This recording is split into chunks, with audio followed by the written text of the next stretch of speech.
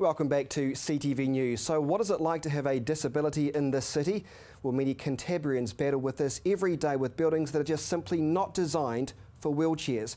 So one mother and her daughter want to give the Christchurch City Council a wake-up call. Here's Marcus Gibbs. An emotional plea for help during the fourth round of Mayor in the Chair. When you're building, when you're planning for the city, I want you to see her. I want you to think of her. 17-year-old Ella is confined to a wheelchair and she's living in a city that stops her from reaching her full potential. There are a lot of areas we can't get into the community. We can't get into the Mayor's chair today. This isn't the first time the disability community has spoken up. In 2013, Green List MP Mojo Mathers delivered a petition to Parliament demanding full access to buildings in Christchurch for disabled people. More than 6,000 people signed up. But there have been no new rules, no changes in regulations forcing developers to make their buildings accessible to all. Lorraine is continuing to push the case and wants the issue of accessibility to become a key focus of the rebuild. I want you to see her chair, and her life is tough. Hearing from Ella hit home hard for the city councillors. I think it was quite moving to hear that, and that'll certainly be an image that sticks with me throughout the long-term plan. It does make you think a little bit deeply about accessibility in our city and what we can do as a council to actually remedy that.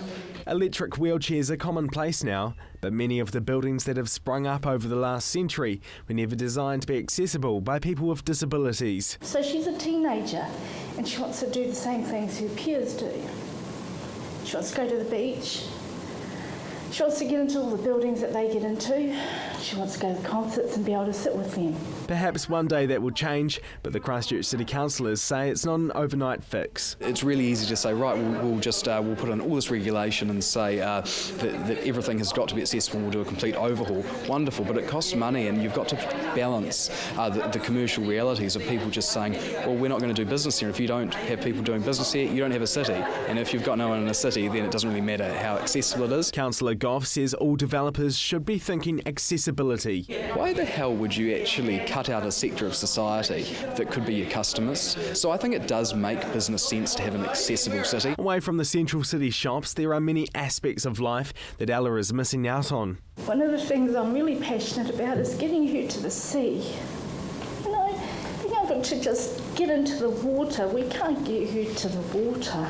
She sits up on the dunes and she looks at her friends down below, and it breaks my heart. This family is hoping the council will heed their words. We just want a fair go, that's all. Jamie Goff wants to make sure the topic of accessibility makes it onto the long-term plan agenda so the council can do everything it can in the future to make sure people like Ella have full access and no restrictions. Marcus Gibbs, CTV News.